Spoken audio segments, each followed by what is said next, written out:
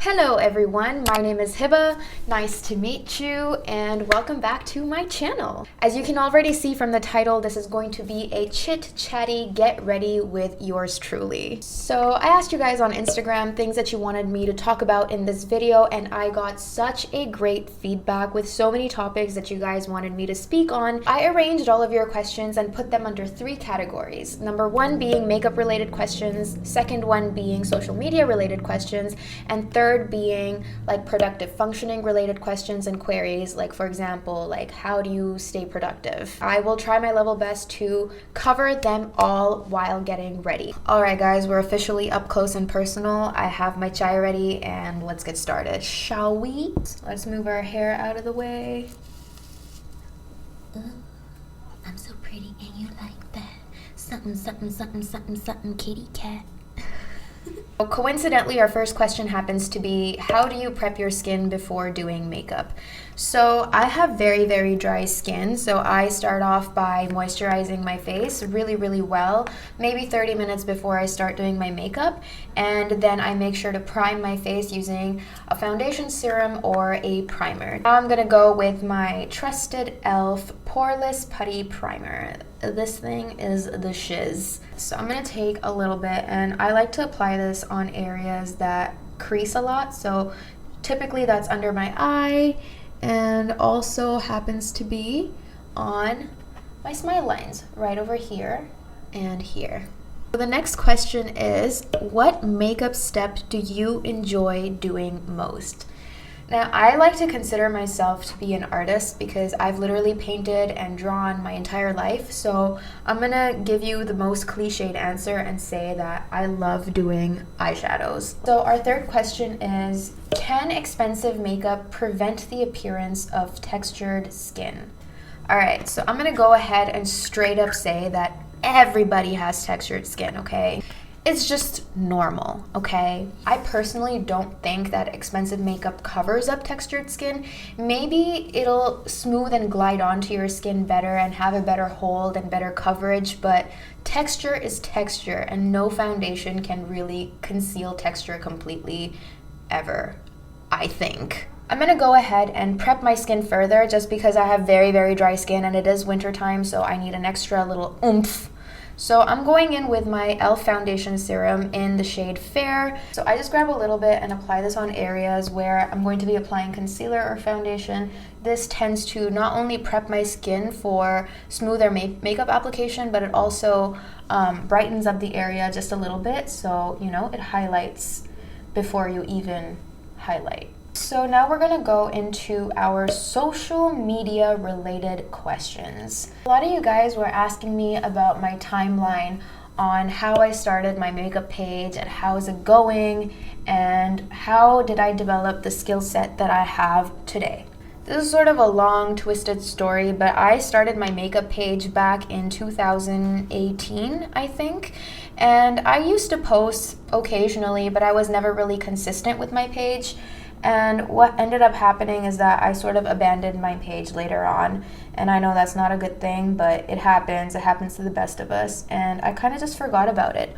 Then a couple years passed by and it is now 2020 and we went into lockdown.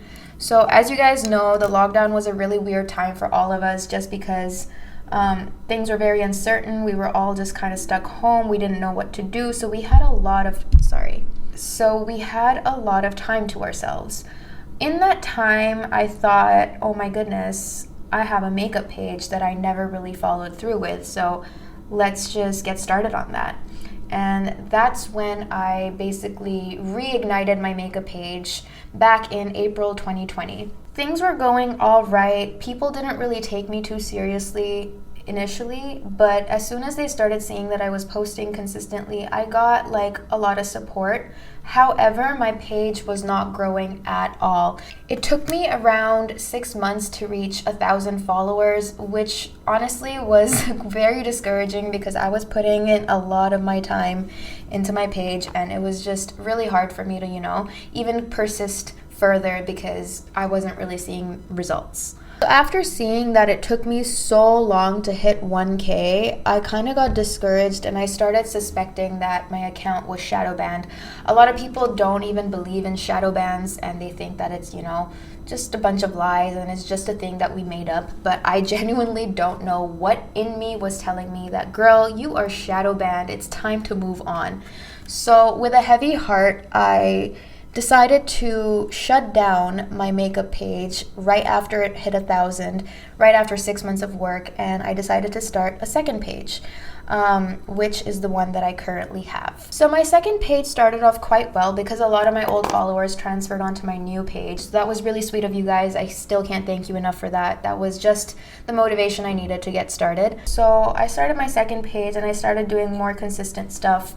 And it was hard at first and it was really discouraging. I used to constantly question myself and my ability to make it. So although my second page started off with a bang, it kind of reached a plateau when I started, and it was very slow progression on my page. Like I wouldn't get a lot of exposure even though, I thought I was posting good stuff out there. So I tried my best to always focus on quality, always, regardless of what everyone else is doing. I just tried my best to stay true to myself, basically. And over time, I would say 4 or 5 months after the page was formed, I started gaining a little bit more attention because I started actually focusing on myself. I wasn't thinking about the views. I wasn't thinking about, oh my God, let's impress people. Let's do stuff. Let's do trendy stuff. Let's do what everyone's doing. Because I realize now that sometimes what you need to do to succeed is to basically find your own voice, because there's hundreds and hundreds of people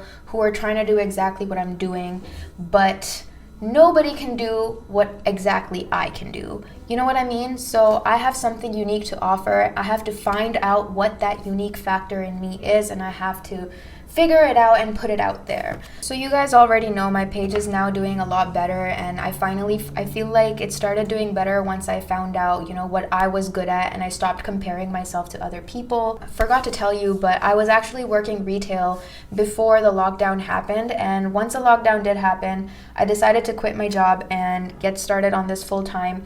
It was kind of this was a pretty big decision for me because this was the turning point of me deciding what I really want to do with my life. And I actually did my bachelor's in psychology, and originally my plan was to pursue psychology, continue doing that, and basically become a counselor and a therapist. But a part of me always knew that I was always into makeup, and I always wanted to do makeup, and it was just something that I loved doing. There was no question about it. And this lockdown made me realize that, you have to go forward with your dreams, your passions. Life is too damn short.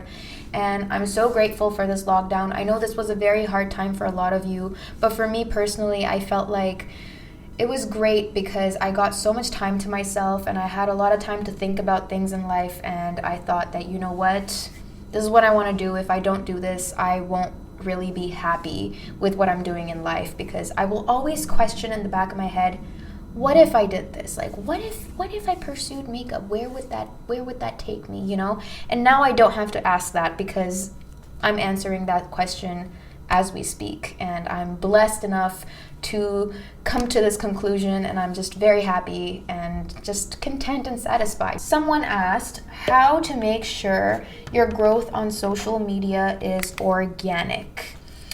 Now, this is a topic that everybody likes to talk about just because now Instagram's algorithm is not the nicest place to be. Because so many creators are putting in so much work and their work is not getting enough exposure. The number one thing I would suggest for organic growth is to find your niche. Now, by that I mean know what audience you want to attract and make content based off of that information. So for me, I wanted makeup related content, so I started creating makeup, which brings me to point number 2. Now, your content has to be unique to you, and your page should reflect you. It shouldn't reflect what everybody's doing, because there's a lot of makeup pages out there. So you want to do something that's you and that's organic, because at the end of the day, that is what will be attracting people to your page. Not your makeup, because there's plenty of people already doing that. So for me, that happens to be transitions, and I'm vibing with myself, and I'm happy with it, and I will expand and learn and grow, and maybe this will change in the future. But for now, my niche is makeup and transitions, and that's going well. Another pointer for organic growth is to not be selfish and to show love to other creators as well. I know we like to think that this is a very competitive field and there's so many people out there and you have to outgrow other people to make it, but that's not true. Honey, nobody in life is so strong that they will make it in this world all alone. Everybody needs support, and in order to get support, you have to give support. So my second pointer is, please interact with your fellow social media creators. Please interact with your followers. Find out who these people are, because they are not just numbers, they are actual individuals. If you take the time and effort to get to know your followers and your fellow peers, they will make an effort to do the same. It's a give and take type of situation. So you can't just, take, and you can't just try to be at the top, because that's not then you're not really doing things for the right reason, right? Somebody said, "I'm an introvert and this fast-paced world makes me anxious when I think about starting a career and becoming successful enough to support my parents. Do you have any tips?" So for those of you who don't already know this, I was the biggest introvert you will ever meet. I was extremely shy.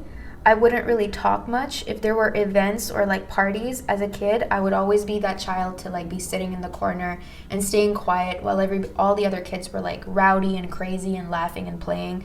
I would be that loner weirdo. And to make matters a little bit more difficult for me, I was homeschooled till about the age of 11, which, isn't the biggest help, because I'm used to staying home at this point and I like being with myself. So getting to affiliate myself with other peers was a little challenging, and it still is, I'm not gonna lie, but I've gotten a lot better at it. And I just realized, what, you're not gonna make it in this world unless you know how to communicate with people. And that's easier said than done. You have to go out of your way to talk to people and to get to know them, because like I said, people will not be interested in you if you're not interested in them. A plus side to being an introvert is that you have a lot of time to yourself and you spend a lot of time with yourself, which is a good thing, because when you want to figure out what you're good at and what your strengths are, you can sit down and have a nice long chat alone with yourself and figure out, okay, I'm sitting here alone in my room. What do I want to do? Where do I want to be? What am I good at? What am I bad at? And based off of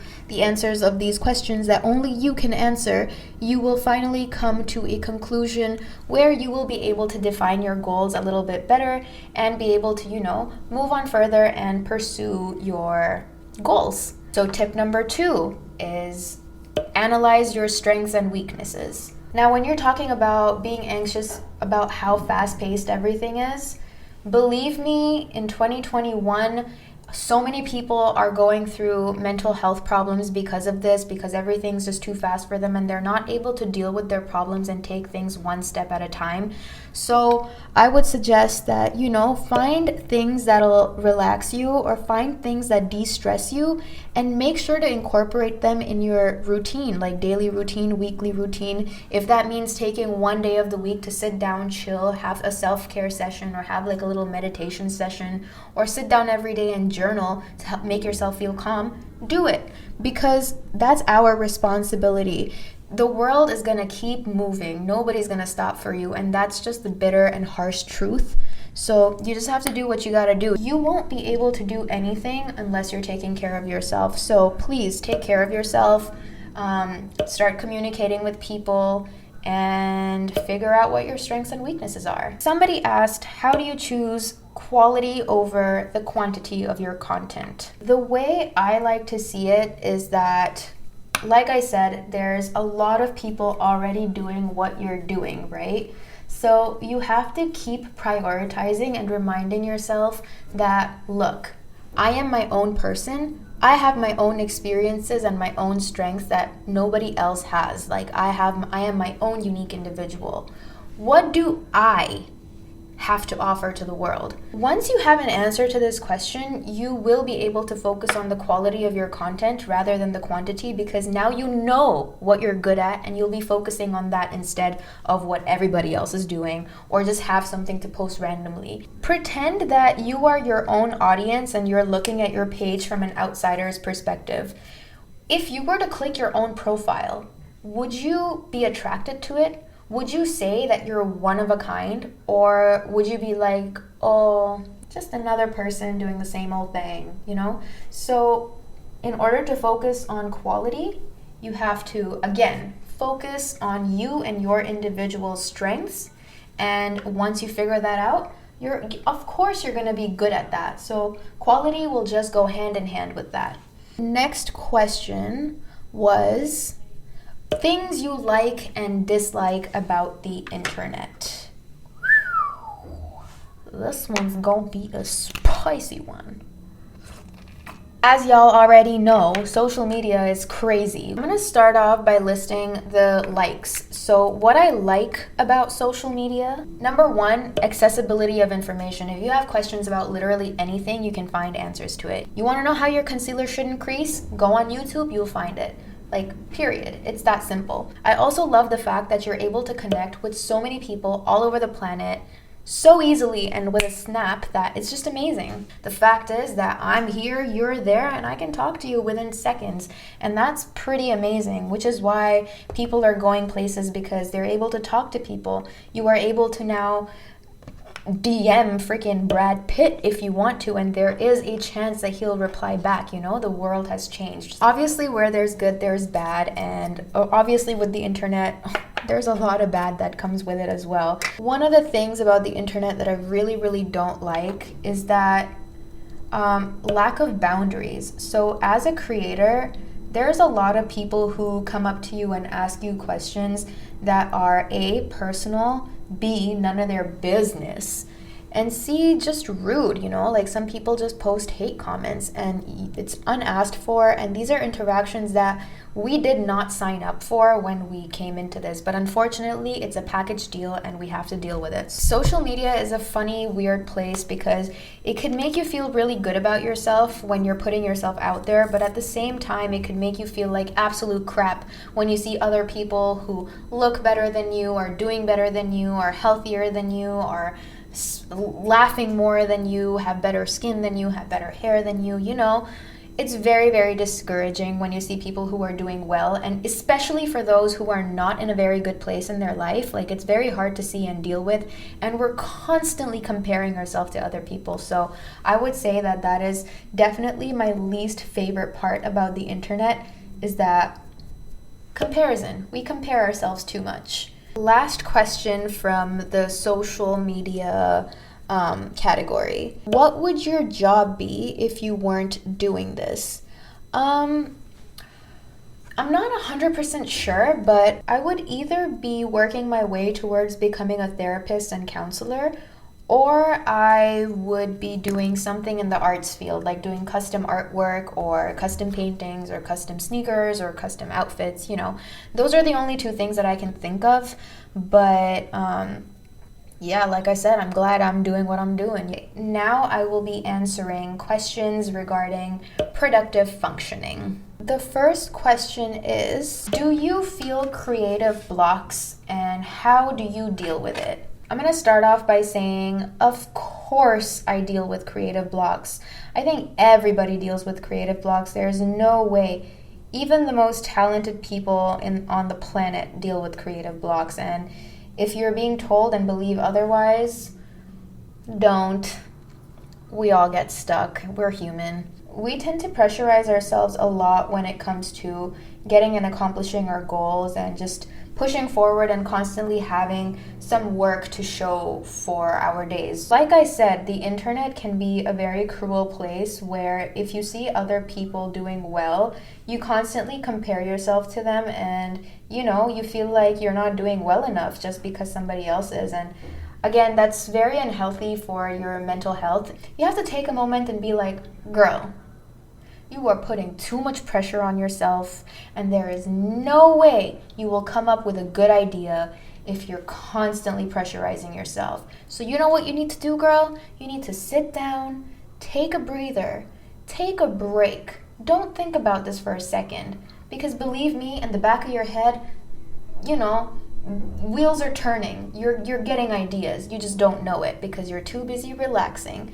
And eventually, good ideas will pop up once you are mentally relaxed. And a key pointer is, if you actually want to do well in something, you have to make sure that you're not pushing yourself too hard. Otherwise, the chances of you quitting increase significantly. So you need to take breaks when you can. And that's how I deal with my creative blocks. Next question is, do you ever feel low self-esteem, and how do you deal with it?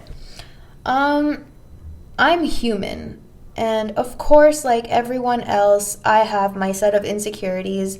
I don't like to talk about my insecurities publicly just because these things are very private to me, and I know what my issues are, and I share them with people that I trust. And I trust that they will give me good advice, and that they'll take care of me, and that they'll talk me out of it. So number one tip is, if you're having low self-esteem about something, only talk to people that you trust. Again, internet, social media, comparison, feeling bad about yourself. Don't. You have to keep reminding yourself that you are your own person, you are your own unique individual, and you have your own unique strengths. And at the end of the day, we as humans, we have the mentality that the grass is always greener on the other side, and we always see other people having things better than us. But know that there is someone out there who is looking at you and wishing they had something that you had, and that is the tea, and that is the truth, and there's no denying it. For example, I look at girls out there and I'm like, wow, I'm so hairy, like other girls have it so much better. Some girls don't even need to wax, and here I am, blah, blah, blah, blah, blah. But because I am hairy, I have my brows and my lashes. And those other girls are looking at me and going like, oh, she has such nice brows. We all have something that somebody else wants, and we need to keep reminding ourselves of our strengths. This really does help with confidence building, and this doesn't come overnight. This takes a lot of time for people to start loving themselves, but start investing time in doing that right now. So soon, you can be in a place where you can happily accept yourself and flourish in life. The next question is, how do you avoid procrastination? Okay. I would like to start off by saying that I am absolutely not perfect, and I deal with this problem just as much as any other human being does. I feel like this is probably the top 3 most annoying things that every single human being on this planet ever deals with. Procrastination. I deal with my procrastination in multiple ways. One of the ways to do this is to make lists. So I write a lot of lists for everything. I make long-term lists and short-term lists. I make lists of things I need to do today, things I need to do in the week, things I need to do in the month, and things that I want accomplished in the year. I feel like when you write things down, you get more motivated to follow through with your things, because you're like, okay, this is what I need to do, and I can see it.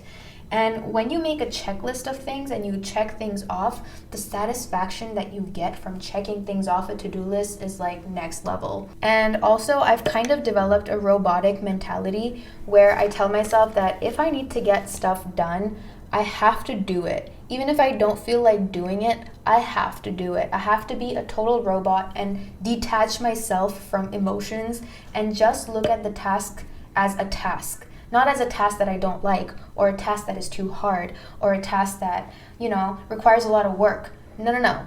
It's just a task. You better sit down and do it. And that's how you get shit done. So our next question asks, how do you deal with toxic people, especially if there are friends or family? This is a very touchy and sensitive topic, and I hope I don't offend anyone when I say anything here, but this is clearly just my take on it, and you obviously don't have to believe what I believe. I'm just gonna assume toxic as in somebody who's impeding your growth and is making you feel bad and is affecting your mental health, highlighting your insecurities, or making you feel like crap.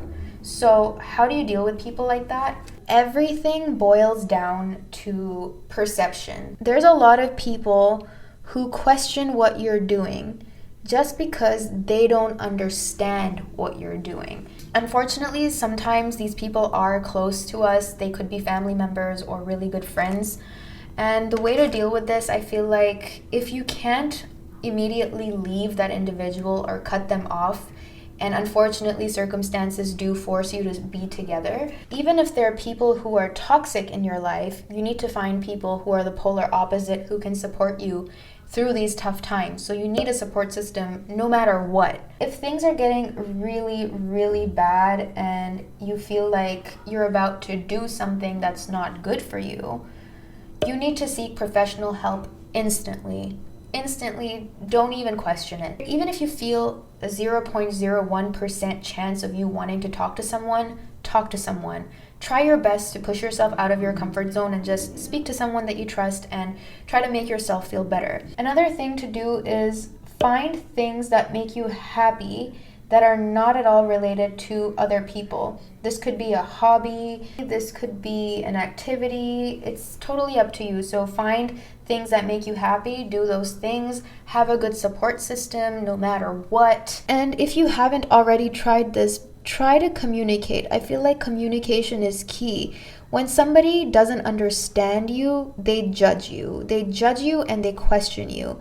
So your responsibility is to sit down and ask them, what are your questions? Where are you confused? Let me try to make this process a little easier for you by answering some questions so that maybe you'll have a better understanding of where I'm coming from, and then maybe we'll be able to get along better. So in summary, you have to have a good support system, you have to have activities and hobbies that make you happy, and you have to have solid communication between you and the other person that is causing you issues and problems, and hopefully you can talk it out. And at least, even if you're not agreeing upon something, at least you have an understanding, a better understanding of what's going on. This next question says, how do you deal with negativity and hate comments? Okay, we all already know that the internet is filled with negativity and hate comments, especially if you're doing something good. The way that I like to deal with hate and negativity is by, number one, working on myself. I have worked on myself for so many years, and I'm obviously continuing to do so, but I've worked on myself to the point where I'm finally confident enough to say that, you know what, I am good enough, no matter what anybody else says, and no matter how many obstacles come my way, I will push through. This mentality that I have today took years and years to build, and obviously, this is something that will take time, and you need to work on this as well. So once you're confident with yourself, automatically negative things that other people say don't matter as much, automatically. The second thing is you have to remind yourself that this person who is throwing hate and negativity towards you is clearly an unhappy individual. If you're in a good mood, there is absolutely no way you're gonna go out and pick a fight. No. In fact, you're going to be nice to other people. So when somebody comes your way and throws negativity, just know that they themselves are not happy people and that you should disregard people like them because they're not bringing any joy to your life and they're probably dealing with their own shit and you don't need that. So hate comments are 100% indication of a not happy person. So you already know that what they're saying is not logical, what they're saying is not true, and what they're saying is coming from their own negativity and their own mishaps in life and their own insecurities. Once you have settled this information in your head, I promise you, hate comments won't bother you. Another way to deal with hate comments is to count your blessings and focus on the good that's happening.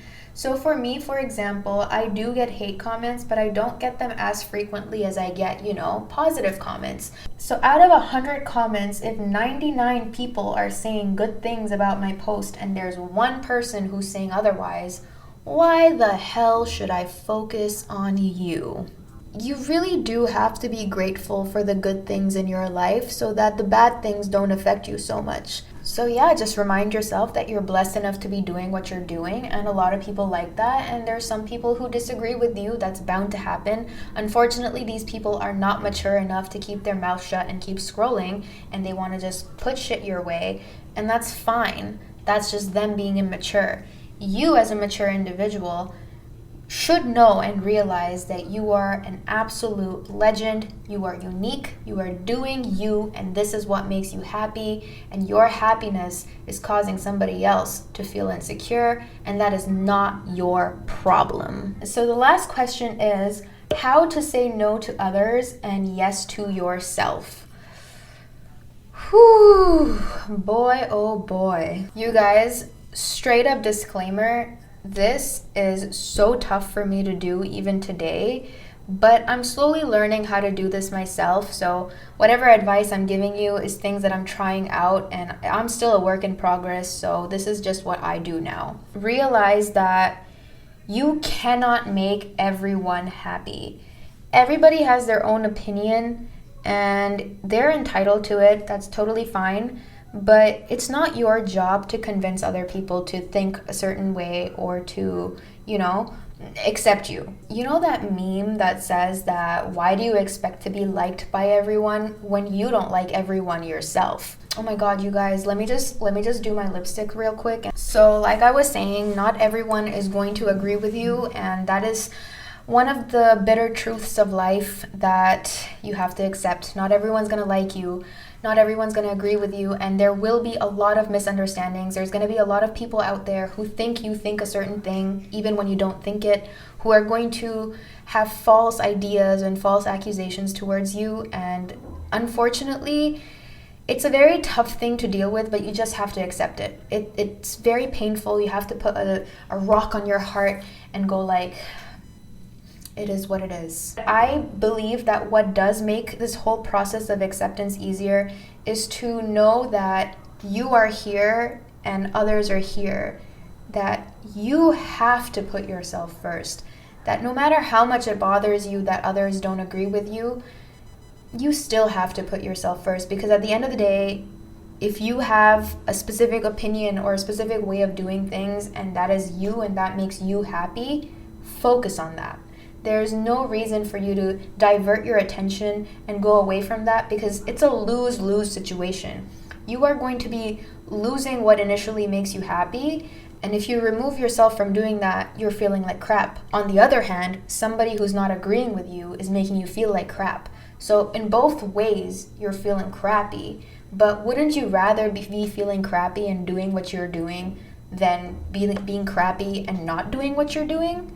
You know, like you have to choose the lesser of the two evils. I know this is not the best answer, but I'm just having a lighthearted conversation and answering your questions according to like how I see things, and this is just what helps me. Still working on it, but it is what it is. Okay, just gonna apply a little bit of this. And ladies and gentlemen, we have a beautiful, stunning nude lip.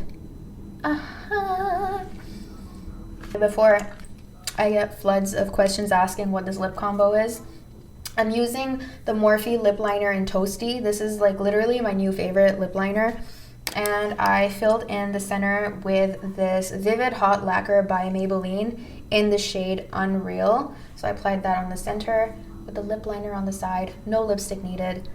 Easiest combo ever. Best combo ever. Look at his lip. So I think our look is done. This is how we're looking. Oh my god, this is so pretty. Oh, I have nowhere to go. I'm really digging this look. I don't know about you, but like I'm feeling myself in this look. Oh my gosh. Oh my gosh.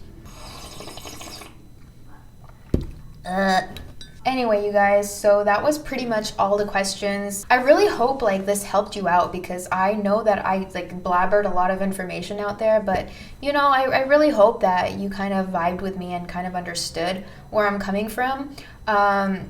Again, I thank you guys so much for asking these questions. Like, these are some really, really great questions. There were so many more. Unfortunately, this video can only be so long, so I tried my best to answer them to the best of my ability. I do realize that these are quite subjective, and this is just my opinion on these topics, and some people could agree with these, some of you won't agree with that, and that's totally okay. Remember, it's okay. You can't impress everyone, period.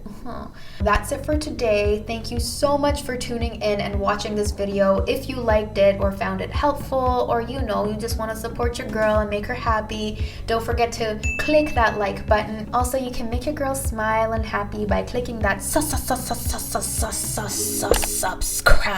button, baby. Thank you. Also, don't forget to hit that bell notification so you know exactly when I drop future videos, so y'all can join me and vibe, and we can have a good time on this channel. We do that. Thank you so much for watching, you guys. Take care, be safe. Hasta la vista, baby. I'll see you soon.